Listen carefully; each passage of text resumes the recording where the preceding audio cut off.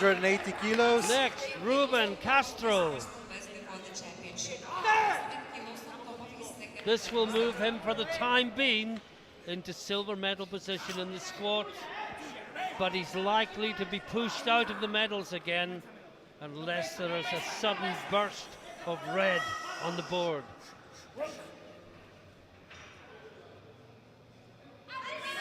Oh, it's deep, he's fighting, he's fighting. What a battle! I think the Spanish crowd helped him get that up. And it's 3 white lights. He's very, very happy with that. That was a 15 kilo personal best. The crowd were screaming at him. That's got to help. Absolutely. The Spanish are definitely represented here. Look at that battle. Talk about a grind. Now Hofer, Austria, 282.5. This puts him into silver medal position and pushes Castro.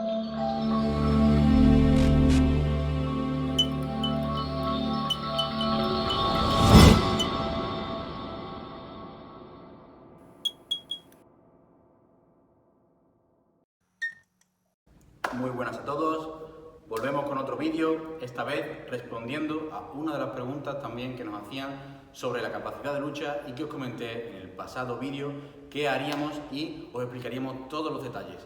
Estabais muy interesados en qué es esto del green y qué es la capacidad de lucha, como veremos ahora.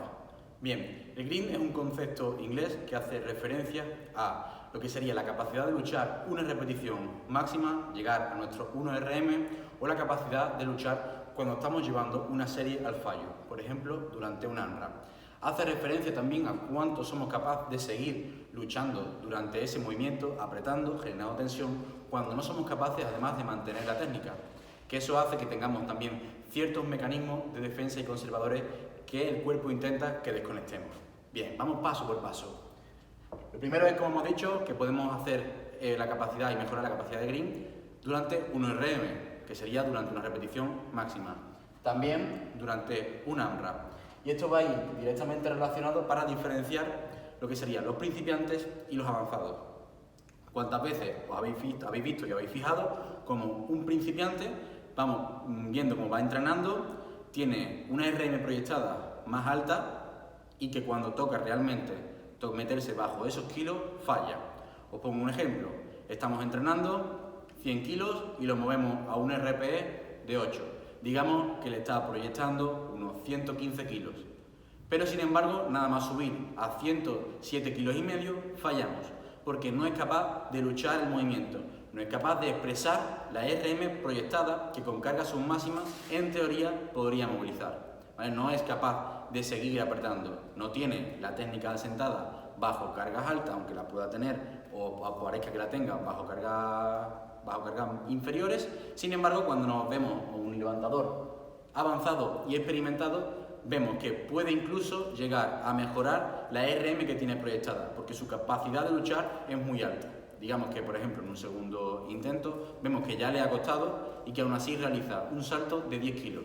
Me acuerdo perfectamente, por ejemplo, en mi caso, en el que en el último campeonato de Europa, los 270 parecía que ya me habían pesado, sin embargo decidimos saltar a 280, uno de los movimientos más luchados que he realizado nunca.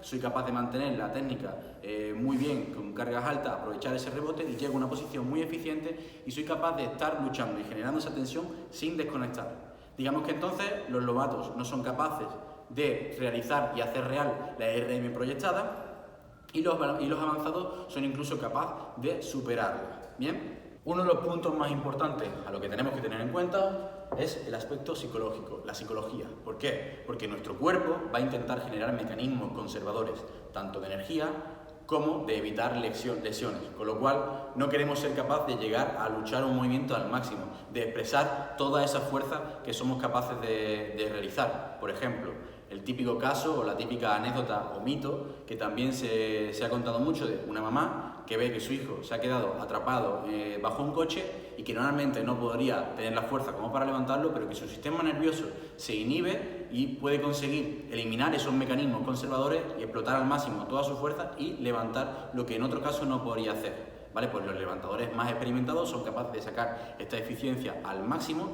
y sí son capaces de hacerlo de forma consciente. Bien, eliminamos esos mecanismos conservadores.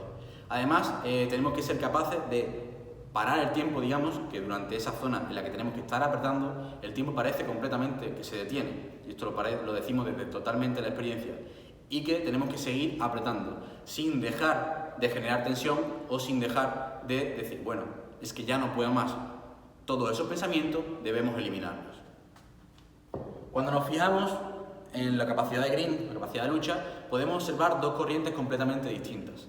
Una en la que vemos la capacidad de green perfectamente expresada, que serían los levantadores de Wesley Barber, los levantadores americanos, que son unos levantadores que podemos ver como en los últimos intentos, incluso en los primeros y los segundos, ya van sufriendo mucho, la velocidad es muy lenta y las caras, las expresiones, se ve perfectamente cómo están sufriendo, ¿bien? Cómo empiezan a generar tembleque, la típica motoreta que llamamos en los movimientos de sentadilla o de peso muerto sobre todo, y que el movimiento no es limpio, no es suave, no es fácil.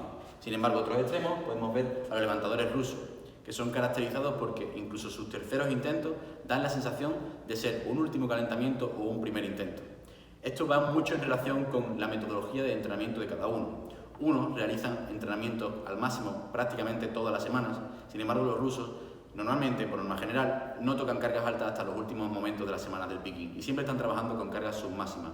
Ellos además también están totalmente relacionados con que los rusos intentan siempre hacer un 9 de 9 y es cierto que incluso a veces puede parecer que se dejan kilos en el tanque, como se dice, pero no solo explica esa parte, sino que unos sean más conservadores y otros arriesguen más, sino que es por demás también por la metodología de trabajo, por cómo entienden ellos, cómo tienen que estar entrenando. Y no significa que una metodología sea mejor o peor que la otra. Habrá gente que le guste y le motive más entrenar como los de Wesley Barber, aunque tenga mayor riesgo de lesión, y habrá gente que le vaya mejor con el entrenamiento o metodología de los rusos.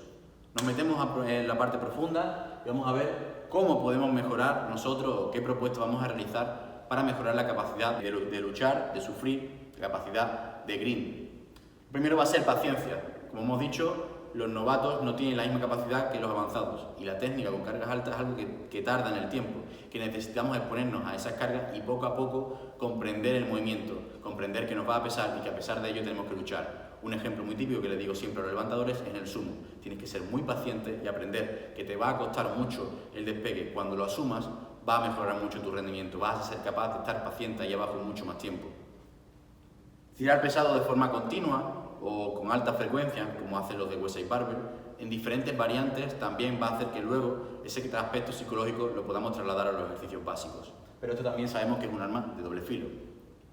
Utilizar resistencia complaciente, como serían gomas y cadenas. ¿Por qué? Porque esto va a aplanar la curva de la fuerza, va a hacer que el sticking point no sea una zona muy concreta y específica, sino que tengamos que estar apretando y luchando no solo en esa zona, sino en el resto del levantamiento.